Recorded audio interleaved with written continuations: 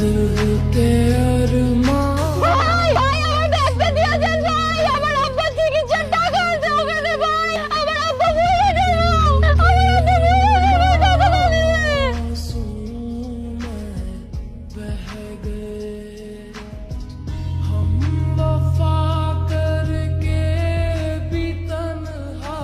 টাকাগুলো চিন্তাই না করলে লোকটার অপারেশন হইতো। সব দোষ আমার, একটা পরিবার আমার লাইকে নিঃস্ব হয়ে গেল। আমি আপনার ব্যাগ চিন্তাই করছি, এখন আইসি আপনার ব্যাগটা ফেরত দিতে, আর পারলে আমার মাফ করে দিয়েন। আমি তার কাছে গিয়ে ক্ষমা চাবো, আমি তার সবকিছু খুলে বলবো, সে আমার যা শাস্তি দেয় মাথা পাইতে নিব, তাতে আমার জেল হোক আর ফাঁসি হোক। 4 মাসের ভাড়া বাকি আছে, ভাড়াটা দেন, 7 মাসেই বাড়িটা ছাইরে দিবেন, এটা আমার ফাইনাল কথা। আমি আজকেই টুলেট লাগাই দিই।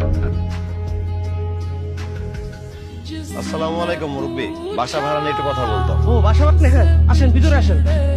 জি মানে বড় ভাই, আপনি তো ওনাদের কাছ থেকে 4 মাসের ভাড়া পাবেন তাই না? এই কারণে তো টুলেটটা লাগাইতেছেন। আমি একটা বাড়িওয়ালা, আমার বাড়িতে যদি মানুষ ভাড়া থাকে, মাসে মাসে যদি ভাড়া আমার না দেয়, তাহলে হ্যাঁ করে রাখলে কি আমার পোষাইবো? আচ্ছা ধরেন এই তাদের 4 মাসের বাড়ি ভাড়া দেওয়ার পরে যদি অগ্রিম সামনে 4 মাসের বাড়ি ভাড়া দেওয়া হয়, তাহলে তো তারা এই বাড়িতে থাকতে পারবে তাই না ভাই? কিন্তু আপনি আসলে কি? আমি কলিরে পছন্দ করি, মানে তার এই বিপদের সময় আমি দূর থেকে তার পাশে থাকতে চাই। আমি যে আপনার এই বাড়ি ভাড়া টাকাটা দিতেছি, এটা কলির মা তথা ছোট বোন কে যেন না জানে। ঠিক আছে, জানবো না। কলির আব্বা রহমান কাকা তো এখানে চাকরি করতেন তাই না স্যার? রহমান মিয়া আমাদের এখানে পিয়নের চাকরি করত, পিয়ন ছিল। স্যার আমার একটা অনুরোধ রাখবেন স্যার, রহমান সাহেব যে পদে চাকরি করতেন আমারও যদি ওই পদে নিয়োগটা দিতেন। রহমান মিয়ার জায়গাটা তো কাউকে না কাউকে নিতেই হবে, লোক তো লাগবে।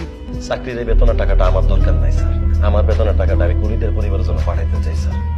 রহমান মিয়া আপনার কি হয়? উনি আমার কিছু হন না, কিন্তু কলিরে আমি খুব ভালোবাসি। কিন্তু স্যার আমি এই বিপদের সময় আমার ভালোবাসার মানুষের পাশে দূর থেকে হইলেও থাকতে চাই স্যার। স্যার কলি বা তার পরিবার যেন কোনোভাবে জানতে না পারে এটা আমার ইনকামের টাকা। তারা যেন জানতে পারে তাদের বাবা ফান্ডে কিছু টাকা জমা রেখে গেছিল, প্রত্যেক মাসে সেইখান থেকে যাতে টাকা দেওয়া। ভালোবাসার জয় হোক, আপনার জন্য আমার দোয়া থাকবে। আপনি চাচাদের ওষুধের সময় 2 লাখ টাকা নিয়েছিলেন আমার কাছ থেকে। পুলিশের সাথে যদি আমার বিয়েটা দেয়, তাহলে আপনার 2 লাখ টাকা দিতেই হবে। এই যে আপনারা ভাড়া বাসায় থাকেন, ভাড়া বাসায় ভালো লাগবে। আমরা ছোট মেয়ে, তাই পড়াশোনা এবং ভবিষ্যৎ এগুলো নিয়ে আপনার কোনো চিন্তা করতে হবে না। আম্মা তাড়াতাড়ি আসো, কথা আছে তোমার সাথে। তুমি এই ব্যাটার সাথে আমার বিয়ে ঠিক করতেছো? এই মুহূর্তে বলা ছাড়া আমাদের আর কোনো উপায় না। জামাল তো ছেলে হিসাবে খারাপ না, তোর থেকে বয়সটা একটু বেশি। তারপরে আমি বলতেছি মা তুই রাজি হয়ে যা, তুই সুখী হবি মা। আমি জানালের কথা দিয়ে দিতেছি।